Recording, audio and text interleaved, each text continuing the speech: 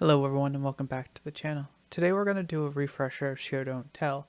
We're going to be taking a look at a TikTok creator by CM Taylor. We're going to watch the video, but first I wanted to discuss and try and go into a little bit more detail what Show Don't Tell actually is. Show Don't Tell is one of those quintessential advice that typically gets handed off to new writers. I've already done a video previously on a book about Show Don't Tell, but there are many different ways of understanding this, and it evolves as we delve deeper into the idea. Show Don't Tell is a narrative technique used in various kinds of texts to allow the reader to experience the story through actions, words, subtext, thoughts, senses, and feelings rather than through the author's exposition, summarization, and description. It avoids adjectives describing the author's analysis and instead describes the scene in such a way the reader can draw their own conclusions. The technique applies equally to nonfiction and all forms of fiction, literature including haiku, and imagery poetry in particular, speech, movie making, and playwriting.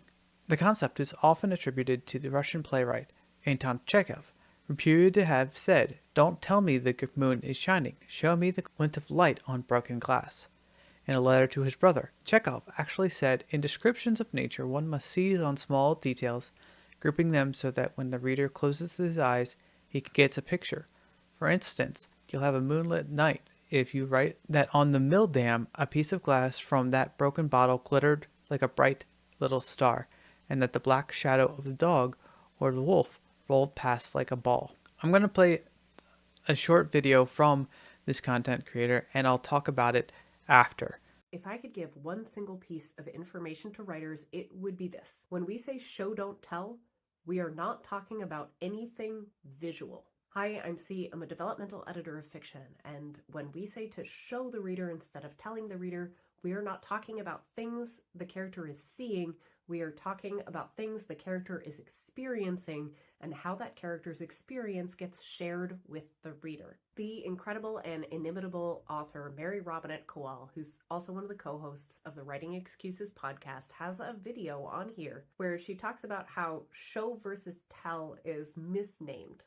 That showing is operating a zoom lens that allows the reader to experience an event alongside that character in real time, whereas telling them is simply informing the reader what happened or that it happened. Zooming in and showing can be partly physical, but it's also about that character's internal experience of that event.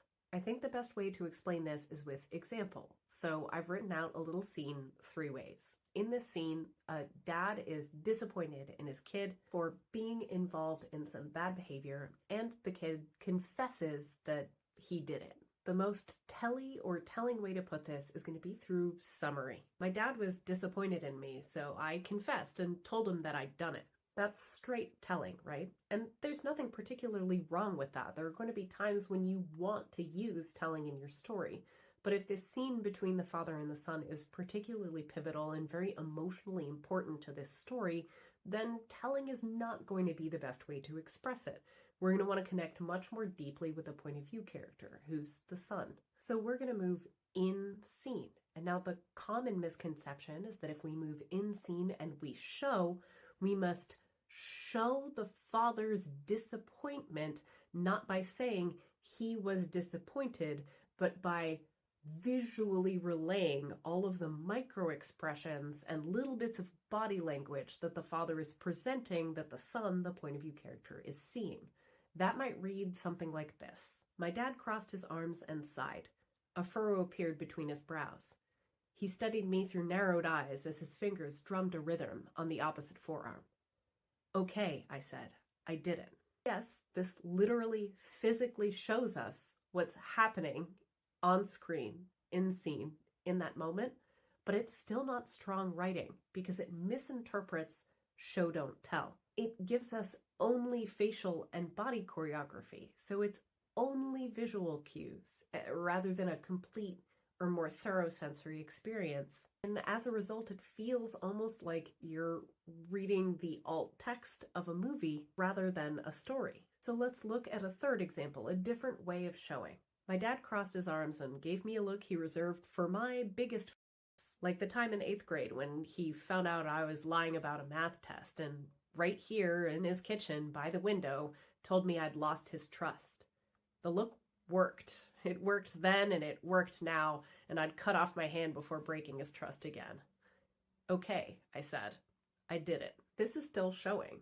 We're completely in scene and we are experiencing this moment alongside the character, including the character's interiority, so what he's thinking about, and his memory, how he is emotionally connecting this pivotal moment in the story with things that have happened in the past, to him and between him and his father. Those pivotal past moments and memories are informing his behavior here and now. Showing is a misnomer because it's not so much about showing as in visual, it's showing as in demonstrating. You are assembling the evidence that helps the reader understand why characters are acting the way they are and why and how they're drawing the conclusions that they've made. That evidence has to be vivid and it has to be specific, but it does not have to be visual. In fact, it mustn't be only visual.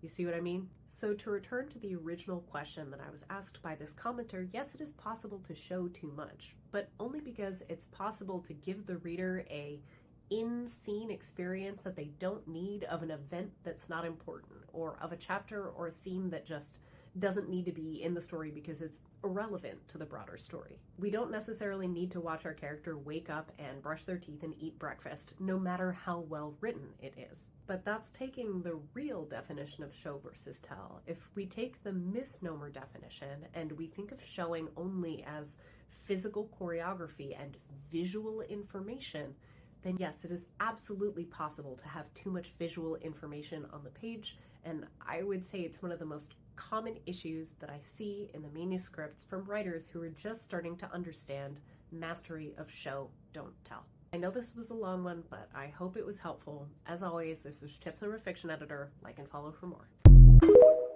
So another way of talking about this, and she kind of mentions this a little bit, but we want to make sure that, like I've said in the past, we're connecting emotionally our readers with our characters. And having a blow-by-blow of physical actions is not going to necessarily allow for those emotional connections to be built.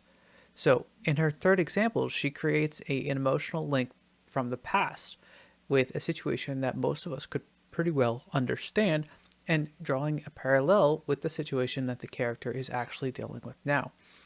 Now, you can do the same thing by shortcutting it by showing different things. So for instance, you have a character that's hard on its luck.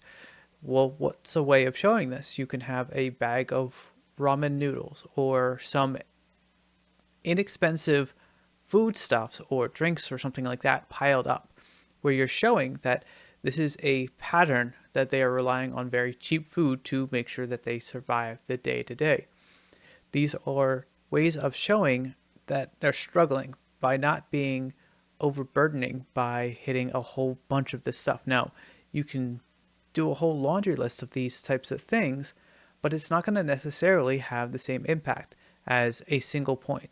So you can show, hey, in this sentence, you're going to show that there's a pile of packaged food that is empty, and you're implying that this is something that they've been dealing with for a while. And the next scene, you can show, oh, their shoes are worn, or their pants are kind of ripped in a way that's not actually fashionable. These are things you can dribble in to hint that the status of this person is not doing well. And there are a number of different ways that we can incorporate these things into our stories.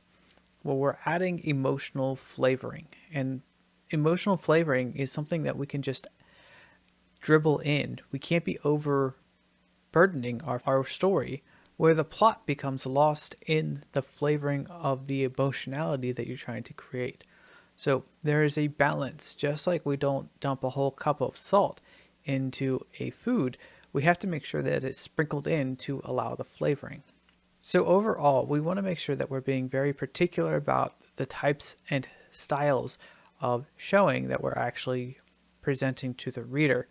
So some of it is going to be more showing, as that second example that she gave, where you're just actually just showing them interacting with the scene, where you're implying things. But if you are doing that with the sprinkling method of just dripping in here and there, that types of showing, or you do a deeper dive where it's much more pivotal to have the emotional connections, that emotional catharsis being present. Those are things that you can keep in mind for your story as a whole. I will be linking her information into the description below. Please check her out. She does pretty good work. As always, I will be linking all the resources I use in the description below. If you have any questions, comments, concerns, please leave it in the comments section below. Until next time, bye. I am a poor, wayfaring stranger. I'm traveling through this world of woe, yet there's no sickness, toil, nor danger in that bright land to which I go.